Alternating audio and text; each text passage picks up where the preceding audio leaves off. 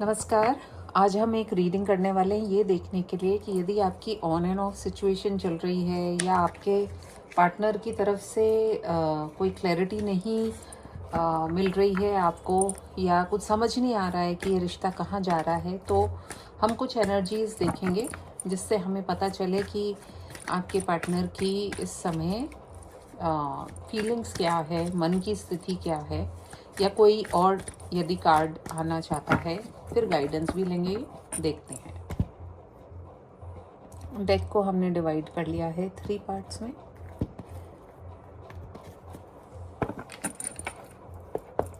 Archangel Michael, my dear spirit guides and angels, please give me clear guided messages that are for the highest good of my viewers. पहला card निकल के आया है, this could be the one. Cards निकाल लेते हैं पहले। Then we have gratitude, soon, new door opening, crying and depression, healthy sexuality. Below the deck energy क्या है? We have karmic partner.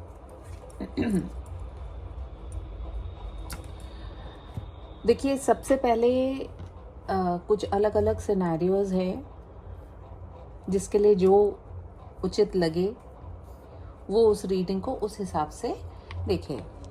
कहीं ना कहीं मैं जो देख पा रही हूँ, कहीं ना कहीं आपके रिलेशनशिप के अंदर कुछ ऐसा रहा होगा कि एक बहुत ही ज़्यादा एक दूसरे के बारे में ऑब्सेस करना या कंट्रोल करने की कोशिश करना, या शुरू में आपका रिश्ता ऐसा रहा होगा कि बस आप दोनों और कोई और नहीं। बीच में हो सकता है कुछ ना कुछ ऐसी सिचुएशंस आई हों, उसको भी हम और देखने की कोशिश करेंगे।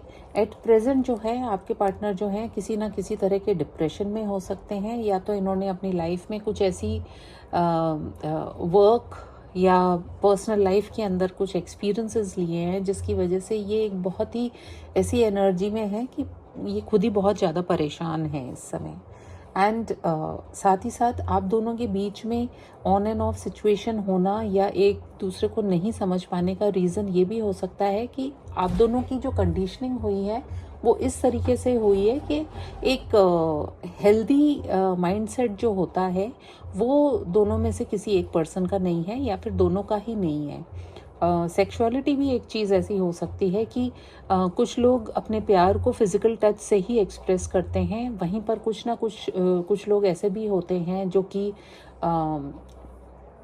मैसेज के द्वारा करते हैं, या फिर कोई लव लेटर के द्वारा, या जितने भी मीडियम होते हैं जिससे कि कोई एक्सप्रेस कर सके। तो आपके पार्टनर ऐसे हो सकते हैं कि वो फिज़िकली एक्सप्रेस करने में ज़्यादा बिलीव करते हों, और ऐसे में यदि आपका ऐसा मानना है कि नहीं, मुझे तो इसके अलावा और भी एक्सप्रेशन के मीडियम चाहिए और फिर वो मिलते नहीं हैं, तो कहीं ना कहीं एक बहुत ही ज़्यादा एक अनसर्टेनिटी लगती है। तो कहीं ना कहीं मुझे जो लग रहा है, एक तो कार्मिक पार्टनर का जो कार्ड निकल के आया है ओवरऑल एनर्जी के अंदर, कार्मिक पार्टनर का कार्ड आया है, साथ ही एडिक्टेड का भी कार्ड है।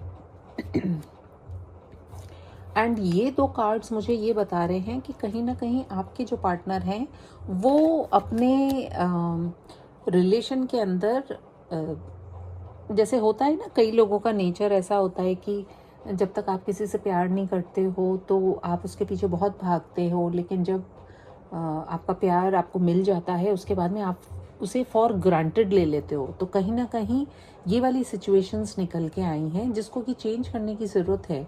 आपके पार्टनर को भी ये समझने की ज़रूरत है कि हर व्यक्ति का टेम्परामेंट एक जैसा नहीं होता, और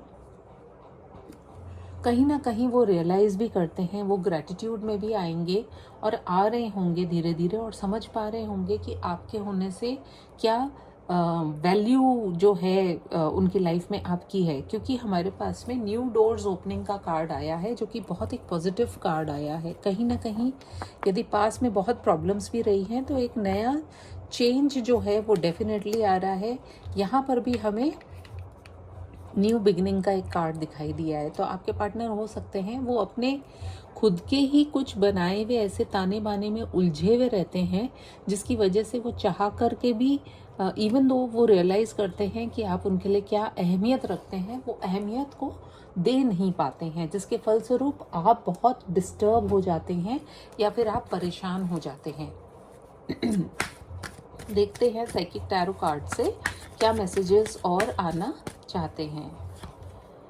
we have heartache and loss. देखिए, crying and depression plus heartache and loss. कहीं ना कहीं आपके पार्टनर जो हैं इस समय वो बहुत ज़्यादा किसी न किसी ऐसी सिचुएशन में हैं जहाँ से वो मूव ऑन करना चाहते हैं, मूविंग ऑन। इनको कहीं ना कहीं कुछ ऐसा ज़रूर हुआ है इनकी लाइफ में एट प्रेजेंट जिसकी वजह से ये बहुत ही ज़्यादा भयंकर तरीके से डिस्टर्ब्ड हैं।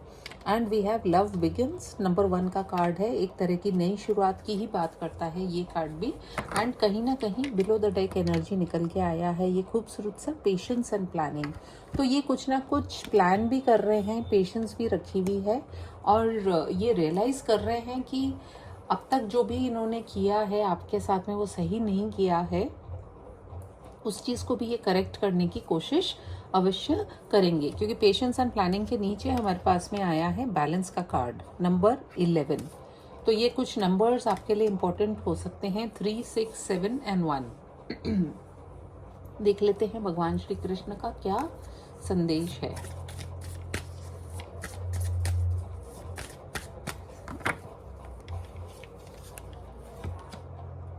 Do not provoke negativity. कहीं ना कहीं भगवान श्री कृष्ण आपसे ये कह रहे हैं कि आप अपनी सोच को ऐसा मत बनाइए कि जिसके चलते आपको नेगेटिविटी को आप बढ़ावा दें, है ना। क्योंकि कई बार हमारे सोच में ऐसी चीज़ें आ जाती हैं कि जिसके चलते हम अच्छे खासे रिश्ते के अंदर नेगेटिव सोचना शुरू कर देते हैं। Presence of mind. जो सिचुएशन जैसी हो रही है उसके अंदर और भी कुछ हो सकता है, इसलिए अपने दिमाग से थोड़ा सा वाइजली एक्ट करने की ज़रूरत है आपको। And stay connected with in. आप यदि इस रिश्ते में आपने अपना पूरा 100% दिया है तो कहीं ना कहीं आप अभी इस वक्त बिल्कुल सारी बातों को छोड़ करके अपने आप के ऊपर फोकस करें और ये सोच लें कि जो भी होगा भगवान की मर्जी से होगा। एंजल्स द्वारा हम एक कार्ड लेंगे। We have miracles. Believe in miracles. भगवान जो हैं वो अपने बंदों का साथ कभी भी नहीं छोड़ते हैं। बिलो द डेक एनर्जी है फेथ की, इसलिए विश्वास रखिए जो भी होगा अच्छा होगा। और जो लिखा है जीवन में, जो भी आपकी स्थिति है आज एट प्रेजेंट, वो वैसी ही होनी थी जैसे कि किस्मत में लिखी हुई है। तो यदि आप खुश हैं तो आप रिलैक्स कीजिए, और यदि आप खुश नहीं हैं, दुखी हैं, तो ये सोचिए कि ये समय भी निकल जाएगा। लेकिन अपने आप को बैलेंस कीजिए। बहुत ज़्यादा अपने पार्टनर के पीछे भागने की आवश्यकता नहीं है, वो आपकी तरफ ज़रूर से आएंगे, बहुत जल्दी आएंगे।